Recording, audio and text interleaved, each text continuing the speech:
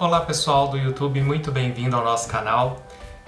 Hoje nós vamos falar de como comprar um imóvel sem ter que comprar propriamente dito um imóvel. Então, se você gosta desse tipo de vídeo, acompanhe até o final. Então, hoje falando, porque essa semana eu fiz um post bem legal, falando que o mercado de capitais ele é muito democrático e de forma com que ele consegue fazer com que as pessoas consigam investir com pouco recurso, E dentro de todas as opções que existem, uma delas são os fundos imobiliários, E eles têm um valor relativamente baixo comparado a comprar um imóvel, por exemplo, Hoje em dia a gente tem fundos imobiliários, cotas dos fundos imobiliários. O que seria essa cota? Essa cota seria uma fração pequena de um fundo que tem um imóvel, Então você consegue comprar parte dele a partir de R$10, que seja, Em média, Em média, o valor de cota dos fundos imobiliários gira em torno de R$100. Mas isso não quer dizer que é uma regra, igual eu falei. Então a gente consegue adquirir sem ter que fazer essa compra diretamente de um imóvel, que custa muito caro, e você consegue fazer isso uma parte pequena, por exemplo, comprando parte deste imóvel, Então, para quem não conhece aí, os fundos imobiliários, eles são, igual eu falei, diretamente ligados a imóveis, Eles têm que estar ligados, a legislação requer que eles estejam atrelados a imóveis, e ele tem lá o gestor que faz a escolha desses imóveis, Então, olha que interessante, o fato de você ter um profissional, um gestor profissional, escolhendo o tipo de imóvel que ele vai fazer a compra ou venda, já torna uma decisão um pouco melhor, porque ele fica exclusivamente pensando nisso o dia todo, Então, o fato é que muitas vezes quando uma pessoa vai comprar um imóvel, ela compra, eu vou olhar esse imóvel aqui, eu vou olhar outro, e às vezes ela acaba não sabendo selecionar o imóvel, porque pode parecer, porque é comum no Brasil as pessoas escolherem por imóveis, mas pode parecer uma coisa que é um pouco mais simples, mas ele tem suas nuances, tem os seus detalhes, e que muitas vezes esse detalhe pode comprometer todo o seu investimento que você fez. E muitas vezes acaba que esse investimento é o único investimento que a pessoa está fazendo, ou seja, ela erra e erra com tudo, ou acerta e acerta com tudo também, Então, o grande lance que a gente tem que perceber que os fundos imobiliários, então, eles trazem essa gestão profissional e também mitigam, eles diminuem esse erro que pode acontecer, Todos nós estamos suscetíveis a esse tipo de erro, Isso aí, os FIIs famosos, E aí, quais são os tipos de fundos, que podem ter? Porque assim, o pessoal é muito acostumado com imóvel residencial, vou comprar um imóvel residencial, ou talvez um imóvel corporativo, que seria de locação de lojas, E hoje em dia, igual eu falei, nos fundos imobiliários, você tem a opção de colocar fundos que são de lajes corporativas, que as empresas vão alugar. Leandro, agora com a pandemia vai vir muito home office? Sim, é isso mesmo. Eu também acredito muito no mercado mais híbrido, com pessoas com menos estações, mas ainda assim as empresas irão adotar as localizações. Então eu vejo que também pode ser uma oportunidade se esse tipo de imóvel ele for muito bem localizado, Então, você vê que há uma mudança no mercado recente, onde algumas empresas muito grandes estão comprando pontos estratégicos, principalmente nas capitais ou nas grandes cidades, tá certo? Outro tipo que é muito legal da gente entender e saber que existe, que são os galpões logísticos, né? Hoje em dia, com o desenvolvimento do e-commerce, muitas lojas, muitas empresas vão precisar, com certeza, de ter aquela logística, de chegar o produto em algum lugar e deste lugar fazer as suas distribuições, né? Então, esses galpões logísticos também são importantes para que isso aconteça. Então, alguns desses fundos compram esses galpões logísticos, né? E fazem aí essa aquisição, no caso de fundos de galpões, tá certo? Galpões logísticos. A gente tem também de shopping, né? Shopping center são o que eu considero mais antigos e mais famosos, tá? Então, todo mundo conhece, e o brasileiro ele tem esse necessidade pelos shoppings, né? Pelo fato de ter ali uma questão de lazer, uma questão de um lugar para fazer uma compra com segurança, ou talvez ter um lugar com convívio com segurança, né? Então, esse pode ser também uma opção para quem quer, tá certo? E tem vários, né? Você tem de desenvolvimento, que é justamente de empresas que estão que pega do zero, né, o terreno e constrói, né, que é o famoso, que para a pessoa física está acostumado, por exemplo, com a incorporação imobiliária, né, que é o comprar na planta, e aí quando cresce o risco é maior, né, que todo mundo sabe que o risco é maior porque você não tem o prédio todo construído, mas lá na frente você vende e tem essa obtenção de renda, né? E aí que é legal da gente pensar, porque, por exemplo, num fundo de desenvolvimento, ele não tem aquela renda recorrente igual nos fundos que tem o imóvel alugado, né? Porque o imóvel, quando ele está alugado, você tem ali a renda recorrente. Então, você recebe 95% dessa renda do semestre, tá? Isso que é muito importante também de saber, porque às vezes as pessoas acham que é mensal, obrigatório, né, os 95%, não, mas é semestral, e ele faz essa distribuição. E no caso de fundo de desenvolvimento, como pode acontecer de ter vários imóveis sendo desenvolvidos ao longo do ano, pode acontecer algum descasamento no pagamento do rendimento, tá certo? Então é importante saber que existe uma certa regularidade e que essa regularidade ela pode variar aí de mês a mês, ou, né? Lembrando que tem que ser do semestre contábil, né? Que vai ser feito esse tipo de pagamento, tá bom? Existem vários outros tipos.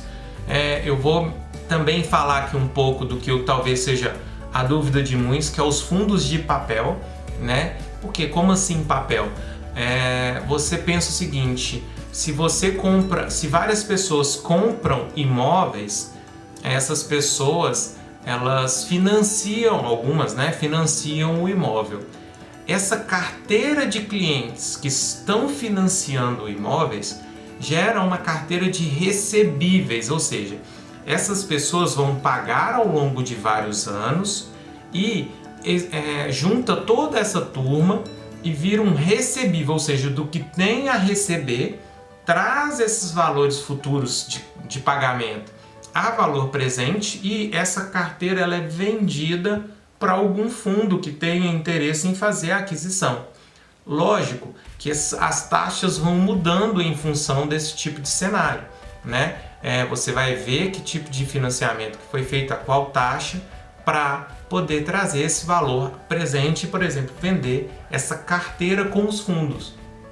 E aí, então, as pessoas que estão interessadas, né? Igual eu falei, é um gestor que olha todo esse tipo de pagamentos que serão feitos, ele traz o valor e quanto que ele paga naquela carteira. E aí, então, o gestor vai recebendo esses pagamentos e vai redistribuindo para as pessoas que querem a cota daquele fundo, né? E hoje em dia, eu acho que legal, que vai ser uma tendência do futuro, que é o fundo de data center, né? Hoje em dia, a gente vê, então, o crescimento da internet, principalmente nesse período de pandemia, e não seria diferente pensar que há uma concentração de dados e que vai precisar de servidor, que vai precisar de armazenamento de informação, e existir lugares onde que servidores, né, sejam colocados em segurança, né? Lembrar que não é só o lugar, né? Existe um serviço em torno deste imóvel, né? Principalmente em galpões logísticos, você vê um nível de segurança maior, porque afinal de contas ali estão produtos, ali tem uma série de produtos que tem muito valor, concentrado em um único lugar. Consegue perceber? Então, o fundo imobiliário ele faz essa alocação, ele faz a retirada dessas despesas e com o lucro que ele tem, ele redistribui para os seus cotistas. Olha que legal! São tantos tipos de vários fundos imobiliários e que se pensar em fazer um investimento desse tipo, né, na nossa carteira, no seu dia a dia, você pode diversificar, você pode escolher alguns diferentes, né, não necessariamente só o residencial, e se beneficiar de diferentes formas de investimentos em áreas diferentes. Então, por exemplo, né, nesse período de pandemia a gente tem visto os shoppings fechados. Então, óbvio, os shoppings estão sofrendo um pouco mais, né? Então, pensar que galpões logísticos estão sendo muito demandados. Então, óbvio, os galpões logísticos também têm aumentado a sua receita, a sua demanda, certo? Lajes corporativas estão caindo, data centers tendem a aumentar, hospitais que também existem, também tendem a aumentar, fundos de escola tendem a diminuir, porque as escolas estavam fechadas. Então percebam que os fundos imobiliários e os imóveis, eles têm uma dinâmica que o mercado, que a economia tem. Então, por que ficar unicamente exclusivo, né, que é o queridinho das pessoas físicas, exclusivo a imóveis residencial, né? Então, acho que esse que é um grande benefício, uma das grandes vantagens que se tem quando se pensa em fundo imobiliário. Você tem a capacidade de diversificação e não ficar unicamente exclusivo a um único tipo de ativo, certo? Outra coisa legal que é interessante, e aí é um ponto, digamos, pode ser negativo, que é o fato de ser um fundo fechado, porque o fundo imobiliário ele é um condomínio, eles são várias pessoas ali que se reuniram para investir naquele tipo de imóvel. Não tem como você fazer um investimento parcial, por exemplo, né? Vamos pegar aí um imóvel que custa R$1 milhão.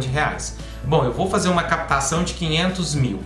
Né? Eu não consigo comprar o mesmo imóvel de R$1 milhão. Eu só consigo se eu atingir R$1 milhão. Então, a lógica do fundo imobiliário é a mesma. Quando tem a captação, ela tem que ser direcionada à quantidade e especificada para o que vai ser feito, tá certo?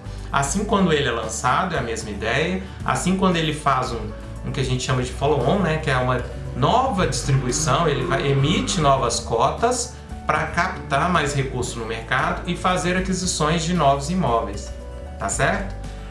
Então é assim que mais ou menos funciona a dinâmica, para que vocês entendam que é um condomínio fechado. E logo, igual eu estava explicando um pouquinho antes, que se houver negociação, você vai negociar com pessoas que também têm aquele tipo de cota. Você não vai conseguir negociar com um novo tipo de cota. Tá? Então esse é importante de estar atento, porque para você entrar, você tem que estar ou entrando nessas ofertas ou comprando de outras pessoas que estão interessadas em sair.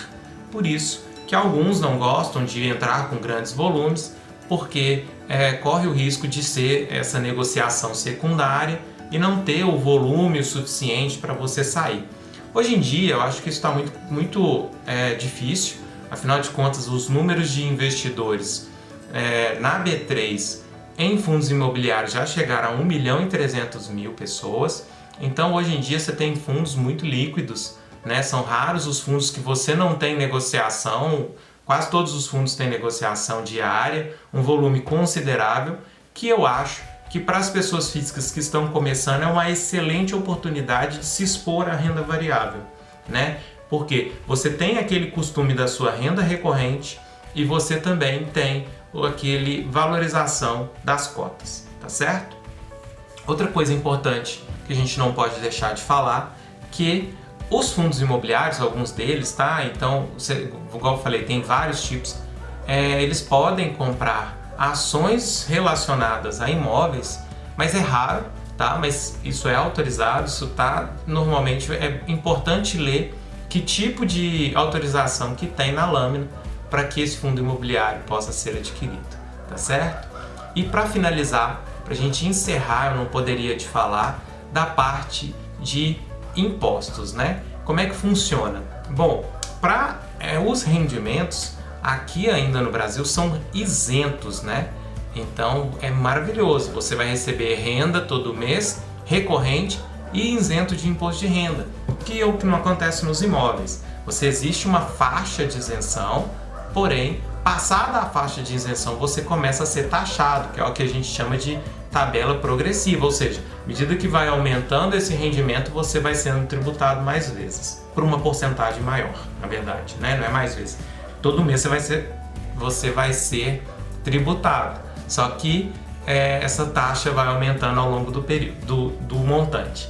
E nos fundos imobiliários não, você tem renda recorrente, você é isento dos rendimentos, mas não é isento do ganho de capital com as cotas. Como assim? Se eu comprei uma cota a R$100 e vou vendê-la a 110, esses R$10 que eu ganhei, que é o que eu ganho de capital, eu vou pagar 20% de imposto de renda, ou seja, eu pagaria R$2 de imposto de renda neste caso.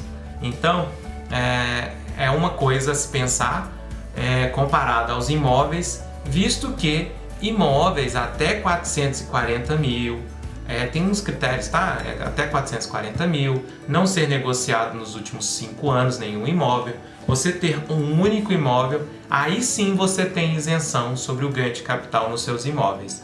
Caso contrário, qualquer tipo de imóvel você já vai ser tributado, né? Existem mais alguns detalhes, mas o mais importante que eu acho que é válido deixar aqui para a maioria das pessoas são esses, tá certo? E, no geral, igual eu falei, só para reforçar o começo, eles são uma oportunidade das pessoas conseguirem comprar um pouquinho e conseguem comprar todo mês, tá certo? Tem uma brincadeira que eu fiz com um amigo meu, ele perguntando sobre imóveis.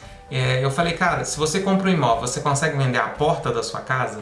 Aí ele falou, não consigo. Eu falei, pois é. Nos fundos imobiliários, se você compra várias cotas e porventura acontece em algum momento de você ter a necessidade de vender uma quantidade de valor que é suficiente a uma porta, nos fundos imobiliários você consegue. Você vai lá, vende algumas cotas, faz o que você precisa fazer com aquele recurso e depois você paga lá e depois pode voltar e comprar de novo da mesma cota. Enfim, ao contrário de que com os imóveis, se acontece uma cena desse gênero, você acaba tendo que vender o imóvel como um todo por causa de uma parte do recurso que você estava precisando. Então, essa que eu acho que, para quem está começando, é uma excelente vantagem e vale a pena entender mais desse cenário. E claro, não posso deixar de falar que existem alguns critérios que a gente gosta de olhar. Eu não vou falar aqui para não estender muito, mas se você acha que ou quer aprender mais sobre esses critérios, não deixe de colocar aí nos comentários, porque vai ser muito legal para eu saber que tem interesse em aprender, tem interesse em aprender mais sobre fundos imobiliários e olhar quais critérios que são importantes para serem avaliados na seleção dos fundos imobiliários, e com isso eu vou deixar aí para vocês também numa próxima oportunidade.